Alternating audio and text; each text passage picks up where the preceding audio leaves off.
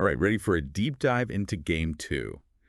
The Yankees took Game 1, but anyone counting out the Guardians at this point is crazy. No, absolutely not. This Yeah, is far from over. We're talking about two teams with a ton of heart and a whole lot of history between them. and a real hunger for that World Series trophy, especially for the Yankees. They haven't been there since '09. A long drought for a team that's used to being the championship conversation. So, yeah, the stakes are high. No doubt. So let's set the stage for Game 2. The Yanks took Game 1 with a 5-2 win, but can the Guardians bounce back? What are our sources saying? Well, everyone's got an opinion, right? But a lot of it comes down to pitching experience versus young talent. We've got Jarrett Cole, the Yankees ace, going up against Tanner Bibee, the Guardians' rising star. Cole's regular season had people talking, though. His strikeout rate was down for the third straight year, down to 9.38, which, if you think about it, sounds like good news for a team like the Guardians, known for putting the ball in play. Yeah. Right, you'd think so. Makes you wonder if Cole can still just dominate like he used to. But here's the thing, even with fewer strikeouts, the guy's still incredibly effective. So it's less about overpowering hitters and more about strategy. Exactly. He's figured out how to work the defense, let them make plays. I mean, look at his ALDS Game 4 against Kansas City. Only 4 strikeouts, but he pitched 7 strong innings, only gave up 1 run, didn't walk a single batter. So basically, don't underestimate Jarrett Cole, even if he's not racking up strikeouts like he used to. Yeah, don't let those numbers fool you. Okay. On the other side, you've got Tanner Bibee taking the mound for Cleveland. He's only faced the Yankees once, and it was only his second ever start in the majors. Talk about trial by fire right now. Wow. Thrown into the deep end against the Yankees early in your career. What do you do? How do you handle it? You know, he held his own. Gave up just 2 runs over 5 in a third innings. Not a dominant outing by any means, but impressive for a rookie going up against a lineup like that. For sure, especially on a stage that big. And it sounds like the Guardians have faith in him, sending him out there for such a crucial game. What should we be watching for from Bibee in this one? Anything specific? Well, he had a solid, if not spectacular, outing in Game 2 of the ALDS against Detroit. Lasted 4.1 innings, kept the Tigers scoreless. If his stuff is sharp, he can definitely give the Yankees a run for their money. And let's not forget, the Guardians have this way of getting under the skin of even the best pitchers. They're not trying to hit home runs every time. They make contact, they work counts, they wear you down. Yeah, they're a different kind of challenge, for sure. And speaking of guys who know how to put the bat on the ball, what about Steven Kwan? The guy's on fire this postseason. 11 straight games with a hit, a new Guardians franchise record. Yeah. And he's batting almost .500 in the postseason. It's insane. What's really interesting to me is how he's just frustrating the Yankees, making contact, finding those holes in their defense. Yeah, he's been a thorn in their side. I'll be watching to see how they adjust their approach with him in Game 2, because they're definitely going to have to make some changes to slow him down. They're going to have to, no question. Our sources over at MLB.com say they're sticking with a similar lineup to Game 1, though.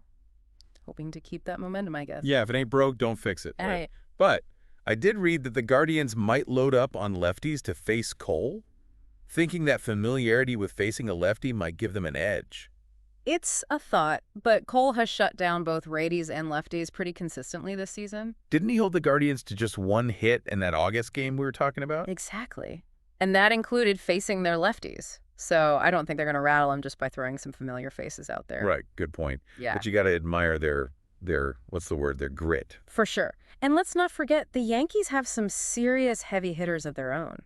You've got Soto, you've got Stanton. That's a nightmare for any pitcher to face. Speaking of Soto, he has been on fire lately.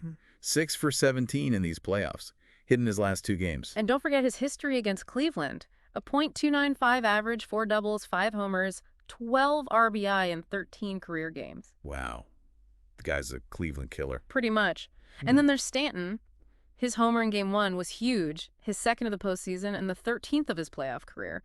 Plus, he's hitting .368 so far in the postseason. You can't discount that kind of power, you know? No, absolutely not. It seems like both these teams really live and die by their pitching, though. Would you say our sources are right to emphasize the importance of the bullpen in this series? Oh, 100%. All our sources seem to agree on that one. It sounds like the Guardians' bullpen got a bit of a break in Game 1, being down for most of it. They didn't have to use their top relievers as much. Right. They've got some fresh arms ready to go. Guys like Smith, Herron, Gaddis, Clay's manager, and planner Francona's got options, that's for sure. And the Yankees, how's their bullpen looking? They've been lights out this postseason. 15 2/3 scoreless innings in the ALDS. Can you believe that? Wow. Talk about dominance. Right. They did give up a run in Game 1 of the ALCS, but Holmes and Weaver both had strong outings. Weaver getting another save, even after throwing 24 pitches. Yeah, Boone's got a lot of faith in him, clearly. And speaking of pitching, how about Joey Cantillo's performance in Game 1? Oh, man. Those 5 wild pitches. Yeah. That's got to be some kind of record, right? It is. He tied the Cleveland franchise record for most wild pitches in a game, regular season or postseason. Do you think he was aiming for that? Maybe. Who knows? But get this. The only other pitcher with that many wild pitches in playoff game was Rick Ankiel back in the 2000 NLDS. Wow, so Cantillo's in some interesting company, to say the least. Okay. So wild pitching aside, what are the experts saying about Game 2? Who do they like? Well, Fox Sports has the Yankees at negative 172 on the money line. So yeah, they're the favorites pretty heavily. So everyone's putting their money on the Yankees. What about those underdog Guardians? The public loves a winner, right? And when that winner has Jarrett Cole on the mound. But, and this is a big but, the New York Post is urging caution. They say don't count Cleveland out just yet. Why is that? What are they seeing? Well, they point out that while the Yankees have all that power, the Guardians are just incredibly disciplined at the plate. Yeah, they don't strike out a lot. Exactly. They work those counts, they make contact. It's not going to be easy for the Yankees to just blow fastballs by them. Sounds like this game could be closer than people think. The Post even suggested that Cole might not get as many strikeouts as people are expecting. They actually recommended betting on Cole to have under 5.5 strikeouts. Wow, a bold prediction. Love it. So what's the over-under for runs in this one? Are we going to see a slugfest, or will it be a low-scoring pitcher's duel? The over-under is set at 7 runs. So yeah, leaning towards a low-scoring game. Which makes sense. The Yankees might have the power, but the Guardians have shown they can hang in there and manufacture runs when they need to. It'll be interesting to see what gives. Yeah, power versus strategy kind of sums it up right. But we've talked a lot about the on-field stuff. What about the mental game? The Yankees have home field advantage. They've got the momentum from that Game 1 win. Plus, they've historically done pretty well against the Guardians in the postseason.